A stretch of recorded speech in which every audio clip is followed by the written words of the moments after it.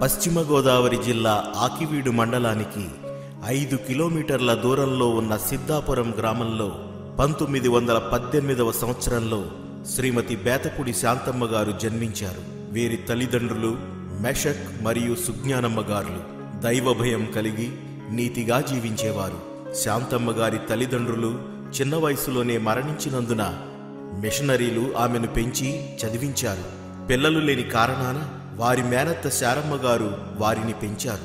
శాంతమ్మ గారు 3వ నెల వయసులో జబ్బు చేసి మరణించగా వీరిని సమాధికి తీసుకువెళ్లారు. అక్కడ స్పృహ వచ్చి తుమ్మినందున బ్రతికిందని త్రవ్విన గోతిని పూడ్చివేసి వచ్చారు. 1926వ సంవత్సరంలో ఆకివీడు మిషన్ హై స్కూల్లో చదివారు. తరువాత కాకినాడలో టీచర్ ట్రైనింగ్ పొంది ఆకివీడు మిషన్ హై స్కూల్లో ఉద్యోగంలో ప్రవేశించారు. వీరి భర్త బేతపూడి సమూయేలు గారు. వీరు కూడా అక్కడనే ఉద్యోగం చేసేవారు. ఆకివీడులో ఎన్ దానియేలు అయ్యగారి ఉజ్జీవ సభల ద్వారా వీరు రక్షణ పొందుకున్నారు. ఎఫెస్సి 4వ అధ్యాయము 30వ వచనము ద్వారా ప్రభువు వీరికి రక్షణ వాగ్దానమును ఇచ్చారు. వీరు 1946వ సంవత్సరం ఏప్రిల్ 21వ తేదీన రక్షించబడ్డారు. వీరికి 3 కుమారులు 3 కుమార్తెలు. వీరి వివాహాలు అయ్యే వరకు జబ్బు వచ్చినా ప్రార్థన ద్వారానే ప్రభువు స్వస్థపరిచేవారు.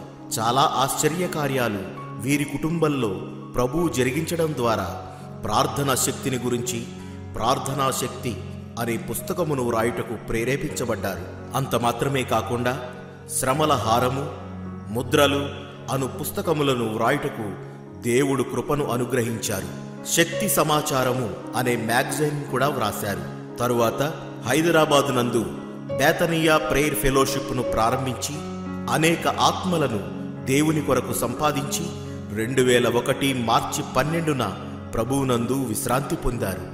యూపీఎఫ్ ఫౌండర్ అయిన సిస్టర్ జాయ్ చెరియన్ గారు దేవుని దర్శనమును బట్టి శాంతమ్మ గారు విడిచిన సేవను కొనసాగించడానికి వీరి 2వ కుమార్తె అయిన బి శాంతకుమారి గారిని అభిషేకించారు. ఇప్పుడు బేతపూడి శాంతమ్మ గారి కుమార్తె బి శాంతకుమారి గారు మీ మధ్య వాక్య పరిచర్య చేస్తారు. యేసుక్రీస్తు నామంలో మీ అందరికీ వందనాలండి. మరి సమయానికి వచ్చి కూర్చుని దేవుని వాక్యం వినాలని ఆసక్తితో ఉన్న వారికి అందరికీ ప్రత్యేకమైన వందనాలు తెలియచేస్తూ మరి దేవుడు మిమ్మల్ని మీ కుటుంబాన్ని దీవించునుగాక. చిన్న ప్రార్థన చేసుకుందాం. సర్వోన్నతుడా, మహోన్నతుడా, మహాగణుడా, పరిశుద్ధుడా, మీకు వందనాలు, స్తోత్రం తండ్రి. నాయన మరలా నీ వాక్యము వినాలి అని నాయన నీ సన్నిధికి మేము వచ్చి ఉంటుండగా ప్రభువా, మా యొక్క మాటలు నీవిగా, మా తలంపులు నీవిగా చేసి మమ్మల్ని నడిపించమని, ఎక్కడ ఎటువంటి టెక్నికల్ ప్రాబ్లం లేకుండా చేయమని, మహిమ ఘనత ప్రభావం నీకే చెల్లిస్తూ ఈ మనవలు యేసుక్రీస్తు వారి పేరట వినయంతో వేడుకొంటున్నాం తండ్రి, ఆమెన్. యేసుక్రీస్తు నామంలో మరి ఒకసారి మీ అందరికీ వందనాలు తెలియచేస్తూ ఈ దినము ప్రత్యేకంగా క్రీస్తు యేసునకు కలిగిన మనస్సు మనము కూడా కలిగి ఉండాలి. క్రీస్తు యేసునకు కలిగిన మనస్సు మీరును కలిగి ఉండుడి అని యేసుక్రీస్తు వారు ఈ లోకంలో మరి ఉన్నప్పుడు మరి శిష్యులకు చెప్పినట్లుగా మనం చూస్తాము. ఫిలిప్పీలకు రాసిన పత్రిక 2వ అధ్యాయము 5 నుంచి 9 వరకు చదివితే క్రీస్తు యేసునకు కలిగిన మనస్సు మీరును కలిగి ఉండండి. ఒక్క వచనం మాత్రమే చదువుకుందాం. పౌలు గారు ఫిలిప్పి సంఘానికి వ్రాసినప్పుడు 2వ అధ్యాయము 5వ వచనం, క్రీస్తు యేసునకు కలిగిన ఈ మనస్సు మీరును కలిగి ఉండుడి. దేవుని స్తోత్రం. క్రీస్తు యేసునకు కలిగిన మనస్సు మీరును కలిగి ఉండండి.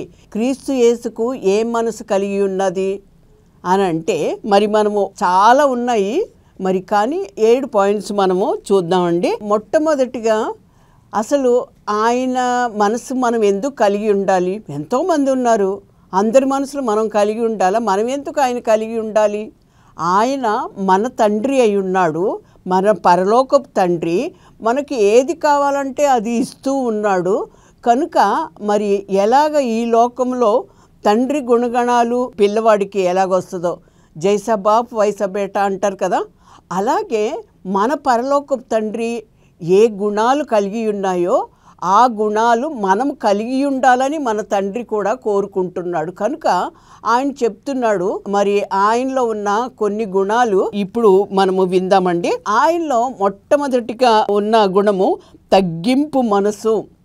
ఆయన చాలా తగ్గించుకునే మనసు ఆయనలో మనం చూస్తాము.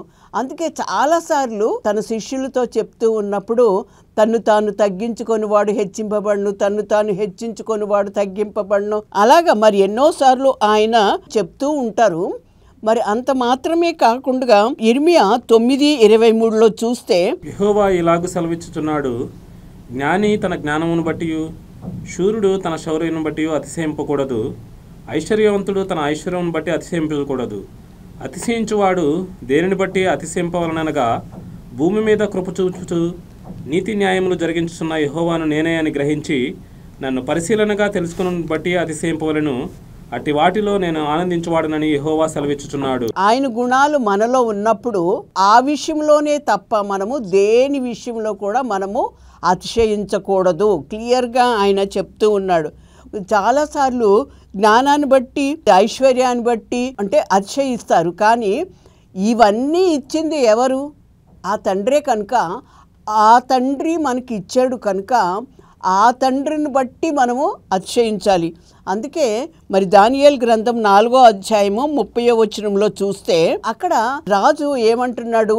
నా అధికారము నా వల్లనే కదా, నేను చేసిన దాన్ని బట్టే కదా ఇలాగ జరిగింది, ఇదంతా నాదే కదా, అలాగ నా నా నా నా అంటాని ఉంటాడనమాట. 4వ అధ్యాయము 30వ వచనము. రాజు బబులోనను ఈ మహావిశాల పట్టణము, రాజు బబులోనను ఈ మహావిశాల పట్టణము నా బలాధికారమును నా బలాధికారమును నా ప్రభావ ఘనతను నా ప్రభావ ఘనతను కనపరచుటకై నా రాజధాని నగరముగా నా రాజధాని నగరముగా నేను కట్టించినది కాదా అని నేను కట్టించింది కాదా అని అని తనలో తాను అనుకున్నాను.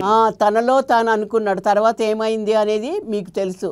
ఎందుకంటే మరి మనకందరికీ బైబిల్ చాలా ఎన్ని రకాలుగా మనకి బైబిల్ వినబడుతుంది. ప్రతి ఆదివారము మరి ప్రతి ఛానల్లో లేకపోతే యూట్యూబ్లో ఎన్నో వాక్యాలు మనం వింటున్నాము. కనుక ఇది నా నా నా నాది నాది నాది అనుకునేటప్పటికి మరి ఏం జరిగిందో తెలుసు. కనుక యేసుక్రీస్తు కలిగిన మనస్సు ఏంటి అంటే తగ్గింపు మనసు. ఆ మనసును మనము కలిగి ఉండాలి. రెండవదిగా చూస్తే ఆయన పరిచర్య చేసే మనసు. మరి మత్తయి సువార్త 20వ అధ్యాయము 28 చూద్దామండి. ఆయన పరిచర్య చేసే మనసు అంటే తగ్గింపు మనసు మాత్రమే కాకుండా ఆయనకి పరిచర్య చేసే మనసు, ఆయనలో పరిచర్య చేసే మనసు ఆయన కలిగి ఉన్నాడు. కనుక ఆయన బిడ్డలముగా మనము అటువంటి మనసు మనము కలిగి ఉండాలి. అలాగే మనుష్య కుమారుడు పరిచారము చేయించుకున్నటకు రాలేదు కానీ పరిచారము చేయుటకును అనేకులకు ప్రతిగా విమోచన క్రయధనముగా తన ప్రాణమునిచ్చుటకును వచ్చినని చెప్పాను. యేసుక్రీస్తు ఈ లోకానికి ఆయన పరిచర్య చేయటానికే వచ్చాడు. మనకందరికి తెలుసు ఆయన సిలువకు వెళ్ళక ముందుగా ఎంత తగ్గించుకున్నాడు అని అంటే, మరి ఆయన వంగి తన తువాలు నడుంకి కట్టుకొని పళ్ళెంలో నీళ్లు పోసుకొని ప్రతి శిష్యుని యొక్క పాదాలు కడుగుతానికి సిద్ధపడ్డారు. కడుగుతూ ఉన్నాడు. యూదా ఇస్కరియోతు అంటే కొన్ని గంటల్లో లేకపోతే కొన్ని నిమిషాల్లో ఆ ఇస్కరియోతు యూదా ఈయన్ని అప్పగింపనయ్యి ఉన్నప్పటికీ ఆయన పాదాలు కడగటానికి కూడా ఆయన వచ్చాడు. చూసారా ఎంత పరిచర్య చేయాలి, ఇతరులకు పరిచర్య చేయాలి. అందుకే ఆయన చెప్తూ ఉన్నాడు, నేను పరిచర్య చేయటానికే వచ్చాను కానీ నేను పరిచర్య చేయించుకోవటానికి రాలేదు. కనుక మనము కూడా ఇతరులకు పరిచర్య చేసేవాళ్ళముగా ఉండాలి. తగ్గింపు స్వభావంతో పరిచర్య కలిగి ఉండాలి. అలాగే యోహాను సువార్త 13వ అధ్యాయము 4-9 వరకు చదువుదామండి. అంటే అక్కడ ఏం జరిగింది అనేది ఆయన పరిచర్య ఎలాగుంది. భోజన పంక్తిలో నుండి లేచి తన పై వస్త్రమును అవతల పెట్టివేసి ఒక తువ్వాలు తీసుకొని నడుమునకు కట్టుకొనెను. అంతటా పళ్ళెములో నీళ్లు పోసి శిష్యుల పాదములు కడుగుటకును తాను కట్టుకొని ఉన్న తువాలుతో తుడుచుటకును తన కట్టుకున్న తువాలుతో చూసారా తన కట్టుకున్న తువ్వాలుతో తుడవాలి అని మొదలుపెట్టెను. ఇట్లు చేయుచు ఆయన సీమోను పేతురు నద్దకు వచ్చినప్పుడు సీమోను పేతురు చాలమ్మా, ఎందుకంటే మనకు తెలుసు సీమోను పేతురు ఏమంటాడు ఏంటి అనేది. కనుక మొట్టమొదటిగా తగ్గింపు మనసు, రెండవది పరిచర్య చేసే మనసు. ఆ పరిచర్య కూడా ఏంటి అంటే దేవుని పనులు చేసే మనసు. లూకాసు వార్త 2వ అధ్యాయము 41 నుంచి 49 వరకు చదివితే దేవుని పనులు చేసే మనసు మనము కలిగి ఉండాలి. ఈ లోకపరంగా మనం చేస్తామేమో కానీ దేవుని పని చేయటం కూడా మరి చాలా ఇంపార్టెంట్. అందుకే యేసుక్రీస్తు వారు ఈ లోకంలోనికి మరి వచ్చారు. ఆ తండ్రికి కలిగి ఉన్న ఆ యొక్క మనసు మనము కలిగి ఉండాలి. చదువు బాబు. పస్కా పండుగప్పుడు ఆయన తల్లిదండ్రులు ఏటేటా ఎరుచుండు వారు.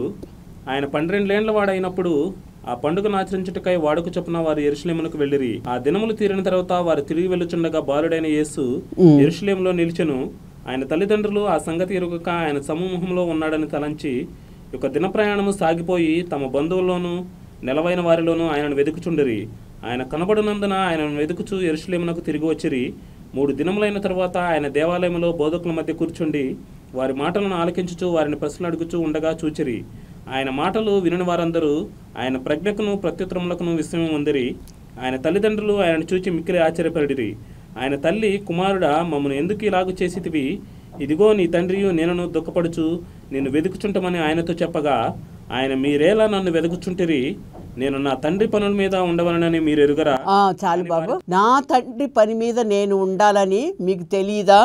At the age of 12 years, ఇప్పుడు మరి మనము విన్నాం కదా, 12 సంవత్సరాలకే తను దేవుని పనిలో ఉండటానికి సిద్ధ మనసుతో ఆయన వచ్చినట్లుగా మనం చూస్తాం. చాలాసార్లు అంటే ఈ లోకపరంగా మనం చేస్తాం కానీ దేవుని పని విషయంలో నిర్లక్ష్యంగా ఉంటాం. బోయినపల్లిలో మా చర్చి ఉన్నది. అక్కడ బోయినపల్లి పాస్టర్స్ ఫెలోషిప్ జరుగుతూ ఉంది. నేను ఇంకొక సహోదరి కలిసి వెళ్ళామన్నమాట. వెళ్ళినప్పుడు ఆ పాస్టర్స్ కాన్ఫరెన్స్ అయితే అక్కడ ఏంటి అంటే ఇంట్రడక్షన్ చేసుకోవాలి ఎవరు అని. నేను శాంతకుమారి అండి, పాస్టర్ అమ్మని, బేతని ప్రేయర్ ఫెలోషిప్ అని చెప్పినప్పుడు నా కూడా ఉన్న ఆమె ఏం చెప్తుందంటే, నేనేం పని చేయనండి, చర్చి తొడవటము, కుర్చీలు వేయటం అంతేనండి, ఇంకేమీ చేయను, నేను పాస్టర్ అమ్మని కాదండి, ప్రార్థన కూడా అంతగా చేయలేనండి అంటే అందరూ నిలబడిపోయి మరి చప్పట్లు కొట్టారు ఆమెకు. ఎందుకు అని అంటే ఈ రోజుల్లో అటువంటి వాళ్ళు ఎవరూ లేరు.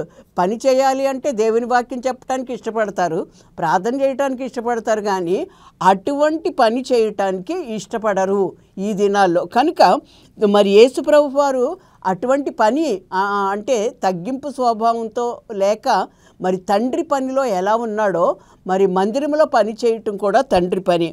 మరి 4వదిగా చూస్తే క్రీస్తు యేసు మనసు సహించే మనసు. మనకి సహించే మనసు ఉందా? ఎవరన్నా ఒక్క మాట అంటే మన సహనాన్ని కోల్పోయి ఎంత కోపంగా వాళ్ళు ఒక్కటంటే టపాటపా 2 అంటాం కదా. హెబ్రీల్కి రాసిన పత్రిక 12వ అధ్యాయము 2-3 వచనాలు. మరి ఇక్కడ క్రీస్తు మనసు సహించే మనస్సు. సహించగలమా? ఆయన ముఖం మీద ఉమ్మి వేస్తున్నప్పుడు మరి ఆయన ఏమంటున్నాడు? ఎంత సహనము! అందుకే సహనంతో అంటున్నాడు, తండ్రి వీరేమి చేయుచున్నారో వీరు ఎరుగరు కనుక వీరిని క్షమించుము అంటున్నాడు. అబ్బా, మనం అనగలమా? ఉమ్మి వేస్తే అంటే సహించే మనసు. మన తండ్రికి ఆ సహనం ఉంది కనుక అందుకే మీ సహనము సకల జనులకు తెలియబడనీయుడి అని మనం వాక్యం వింటాం కదా. మరొకసారి చదువుదాం. హెబ్రీల్కి రాసిన పత్రిక 12:2-3. ఇంత గొప్ప సాక్షి సమూహము మేఘం వలె మనల్ని ఆవరించి ఉన్నందున మనము కూడా ప్రతి భారమును సులువుగా చిక్కులు పెట్టి పాపమును విడిచిపెట్టి. ప్రతి భారము ఈ పాపం ఏంటి అంటే సులువుగా చిక్కులు పెట్టే పాపము. సులువుగా, అరే అనుకోలేదే, స్లిప్ ఆఫ్ టంగ్ ఇలాగ అయిపోయిందే, అరే అనుకోలేదు ఇలాగ అనేస్తాను అని. తర్వాత ఇప్పుడు మనం ఒక జైల్లోకి వెళ్ళి ఎవరినన్నా మనం అడిగితే చిన్నగా ఒక మాట అన్నాడండి, నా తట్టుకోలేకపోయాను, మరి నా చేతిలో ఏది ఉందో దాంతో కొట్టేశాను, అంతే, ఇలాగ అయిపోయింది, ఆపుకోలేకపోయానండి, సహించలేకపోయానండి. కనుక మనము యేసుక్రీస్తు కలిగిన ఈ మనసు, సహించే మనసు మనం కలిగి ఉండాలి. మరి 5వదిగా చూస్తే త్యాగపూరితమైన మనసు. రోమీలకు రాసిన పత్రిక 5వ అధ్యాయము 6 నుంచి 8 వచనాలు చదువుకుందామండి. మొట్టమొదటిగా మనకి యేసుక్రీస్తు కలిగిన తగ్గింపు మనసు, రెండవది పరిచర్య చేసే మనసు, 3 దేవుని పనులు చేసే మనసు, మరి 4 యేసుక్రీస్తు కలిగిన సహించే మనసు మనం కలిగి ఉండాలి. తర్వాత త్యాగపూరితమైన మనసు 5వది చూద్దామండి. రోమీలకు రాసిన పత్రిక 5వ అధ్యాయము 6 నుంచి 8 వచనాలు. ఏలయనగా మనం ఇంకా బలహీనములమై ఉండగా క్రీస్తు యుక్తకాలమున భక్తిహీనుల కొరకు చనిపోయెను. నీతిమంతుని కొరకు సైతము ఒకడు చనిపోవుట అరుదు. మంచివాని కొరకు ఎవడైనా ఒకవేళ చనిపోవ తెగింపవచ్చును. అయితే దేవుడు మన ఎడల తన ప్రేమను వెల్లడిపరుచుచున్నాడు. ఎట్లనగా మనం ఇంకనూ పాపులమై ఉండగానే క్రీస్తు మన కొరకు చనిపోయాను. ఇంకా మనం పాపులుగా ఉండగానే మన కొరకు ఆయన తన రక్తాన్ని చిందించాడు. ఎంత సాక్రిఫైస్ చేశాడు ఆయన, చివరి బొట్టు వరకు. మరి పాపముల నిమిత్తము మరి రక్త ప్రోక్షణ కావాలి కనుక పాపాలు క్షమించబడటానికి ఆయన రక్తం ద్వారానే మన పాపాలన్నీ క్షమించబడ్డాయి. మరి మనకందరికీ తెలుసు, సర్వపాప పరిహారో రక్త ప్రోక్షణ అవశ్యం, తద్రక్తం పరమాత్మ పుణ్య బలిదాన యాగం. మరి ఈ శ్లోకం అందరికీ తెలుసు. ఆయన రక్తం ద్వారా, ఒక పరిశుద్ధుని రక్తం ద్వారా, ఆయన చేసిన త్యాగం ద్వారా మనకి పాపక్షమాపణ జరిగింది. మరి 6వదిగా చూస్తే మరి చివరికి వచ్చామండి, క్షమించే మనసు. మార్కు సువార్త 2వ అధ్యాయము 10వ వచనం చూద్దామండి. మనము ఏం చేస్తామో, ఆయన క్షమించేశాడంటే, ఒక్కసారి ఆయన క్షమించాడంటే మన పాపాలన్నీ సముద్రపు అగాధములో పడవేస్తాడు. మనమైతే ఒక్కసారి ఎవరన్నా ఒక బై మిస్టేక్ ఏదన్నా ఒక చేస్తే మళ్ళీ గుచ్చి గుచ్చి గుచ్చి అదే వాళ్ళని చూడగానే ఫ్లాష్ బ్యాక్కి వెళ్ళిపోతాం. అప్పుడు ఈమె ఇలాగ అన్నది కదా, లేకపోతే అప్పుడు ఈమె మనల్ని ఇలా బాధ పెట్టింది కదా, ఇలా చేసింది కదా, ఇలాగ మోసం చేసింది కదా అని మనమైతే అలా చేస్తాం. కానీ మన తండ్రి అయితే ఒక్కసారి క్షమిస్తే అంతే. మరి ఒకసారి చదువుదామండి, క్షమించే మనసు. మార్కు సువార్త 2:10. క్షమించే మనసు. అయితే పాపమును క్షమించుటకు భూమి మీద మనుష్య కుమారునికి అధికారం కలదని మీరు తెలుసుకోవాలనని వారితో చెప్పి, పక్షవాయువు గలవానిని చూచి నీవు లేచి నీ పరిపెత్తుకొని ఇంటికి పొమ్మని నీతో చెప్పుచున్నానను.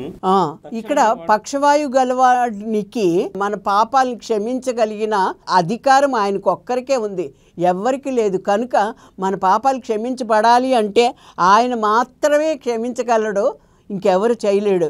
అయితే మనం కూడా ఆయన బిడ్డలంగా మనం ఉన్నాం కనుక మనం ఎప్పుడు కూడా ఫర్గివ్ అండ్ ఫర్గెట్. ఒక్కసారి క్షమించేసాము అంటే మరలా వాటిని ఎన్నడూ జ్ఞాపకం చేసుకోకూడదు. కనుక యేసుక్రీస్తు కలిగిన ఈ మనసు అంటే క్షమించే మనసు మనం కలిగి ఉండాలి. చివరిగా చూస్తే మరి ప్రేమతో నిండిన మనసు. అబ్బా, ఎంత చక్కగా ఉంది ఈ మాట.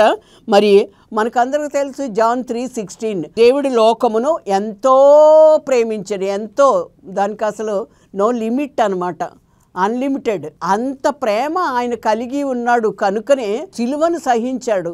ఒకసారి దేవుడి లోకమును చదవమ్మా. దేవుడు లోకమును ఎంతో ప్రేమించెను కాగా ఆయన తన అద్వితీయ కుమారునిగా పుట్టినవని యందు విశ్వాసముంచు ప్రతివాడును నశింపక నిత్య జీవం పొందినట్లు ఆయన అనుగ్రహించెను. మరి నేను రక్షణ పొందుకున్నప్పుడు దేవుడు నాకు ఇచ్చిన వాగ్దానం ఇదే, నశింపకుండునట్లు నిత్య జీవము అనుగ్రహించను. ఎలాగూ అంటే ఆయన మన పాపం నిమిత్తము ఆయన సిలువలో బలి అయిపోయాడు. ఆ ప్రేమ హృదయము ఆయనకి కలిగి ఉంది కనుక ఆయన పాపాలన్నీ క్షమించాడు. ప్రేమ స్వరూపి, ఆ స్వరూపమే ప్రేమ.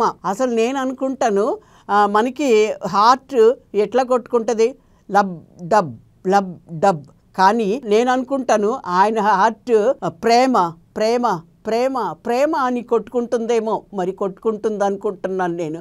అంటే అంత ప్రేమను ఆయన కలిగి ఉన్నాడు. పరిశుద్ధ గ్రంథంలో ఒక అధ్యాయము ప్రత్యేకంగా ప్రేమ కొరకు ఉన్నది. 1 కొరింథీయులకు రాసిన మొదటి పత్రిక 13వ అధ్యాయము 13వ వచనం, లాస్ట్ వచనం చూస్తే, కాగా విశ్వాసము, నిరీక్షణ, ప్రేమ ఈ 3 నిలుచును, దానిలో శ్రేష్టమైనది ప్రేమయే. మొత్తం అంతా మనం చదివితే ఆ ప్రేమను ద్వారా మనం ఏదైనా మనం చేయగలము. అదే ప్రేమను మన తండ్రి కలిగి ఉన్నాడు కనుక ఆయన ఏమంటున్నాడంటే తనకి ఏ స్వభావం ఉందో ఆ స్వభావాన్ని మనం కూడా కలిగి ఉండాలి, తన బిడ్డలుగా ఉండాలి. ఆయన పోలికలో ఆయన మనల్ని సృష్టించుకున్నాడు కదా. మరి ఏదైనా తోటలో మరి ఎలాగా ఆదాముని సృష్టించాడు తన పోలికలో అని కనుక మరి దేవునికి స్తోత్రం. కనుక మనము ఆయనకి ఏమేమి గుణాలు ఉన్నాయి అంటే తగ్గింపు మనసు కలిగి ఉన్నాడు, పరిచర్య చేసే మనసు కలిగి ఉన్నాడు, దేవుని పనులు చేసే మనసు కలిగి ఉన్నాడు, సహించే మనసు కలిగి ఉన్నాడు, త్యాగపూరితమైన మనసు కలిగి ఉన్నాడు, క్షమించే మనసు కలిగి ఉన్నాడు, ప్రేమతో నిండిన మనసు కలిగి ఉన్నాడు. దేవునికి స్తోత్రం. చిన్న ప్రార్థన చేసుకుందాం. ప్రేమ కలిగిన దేవా మీకు వందనాలు నాయన. నీ బిడ్డలు వాక్యం విని ఉన్నారు ప్రభువా.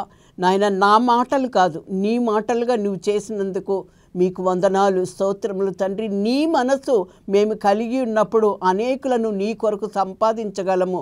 ఎందుకంటే క్షమించే మనసు మరి ప్రభువా దేవా నీ గుణాలన్నీ మేము పొందుకొని వాటిని మా యొక్క జీవిత విధానంలో ఇతరులకు చూపించినప్పుడు రక్షణలోనికి వారిని కూడా మేము నడిపించగలము. కనుక అటువంటి మనసు యేసుక్రీస్తు కలిగిన మనసు నాకు దయచేయండి, మాకు దయచేయమని కూడి వచ్చిన ప్రతి ఒక్కరిని మీరు ఆశీర్వదించమని ఈ మనవలు యేసుక్రీస్తు వారి పేరట వినయంతో వేడుకొంచున్నాం తండ్రి.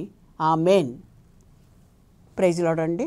మీ అందరికీ వందనాలు యేసుక్రీస్తు నామములో.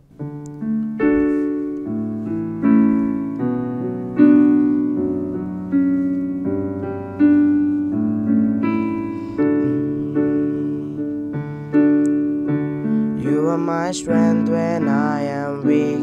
You are the treasure that I seek. You are my all in all.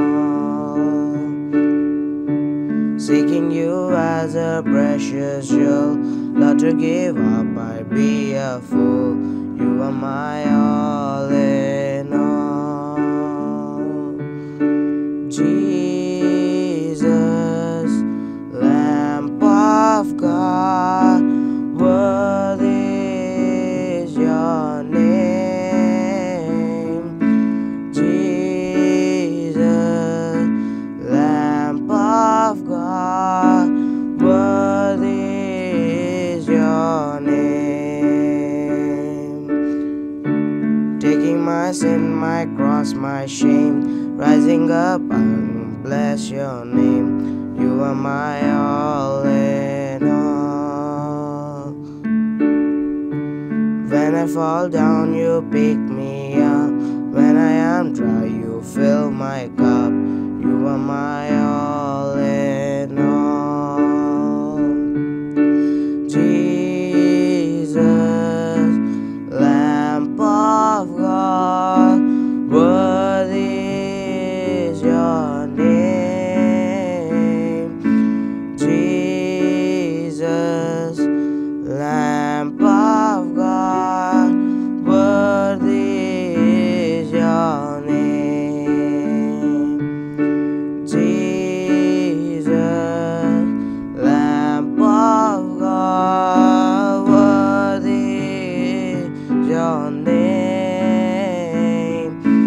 Jesus, Lamb of God, worthy is your name.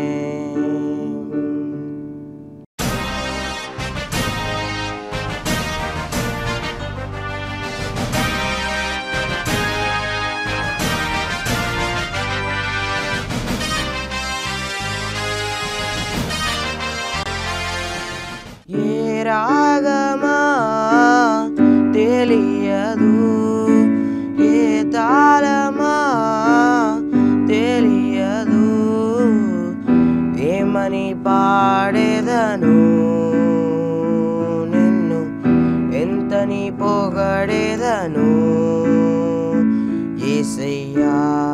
ఆ ఆ యేసయ్యా. ఆ ఆ యేసయ్యా. ఆ ఆ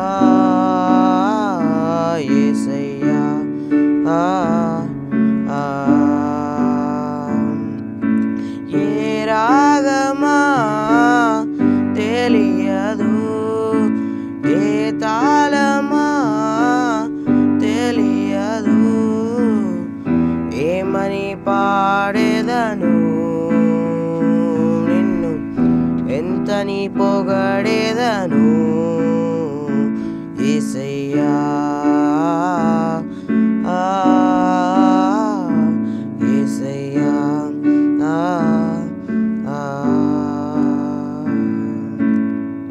నీ చేతితో చేసావులే, నీ రూపమిచ్చావులే, నా చెంతకే చేరావులే, నా సొంతమయ్యావులే. నీ చేతితో చేసావులే, నీ రూపమిచ్చావులే, నా చెంతకే చేరావులే, నా సొంతమయ్యావులే. మాటలే లేదయ్యా, అర్థమే కాదయ్యా, ఈ శిల కోసం బలియాగమా యేసయ్యా. యేసయ్యా యేసయ్యా యేసయ్యా.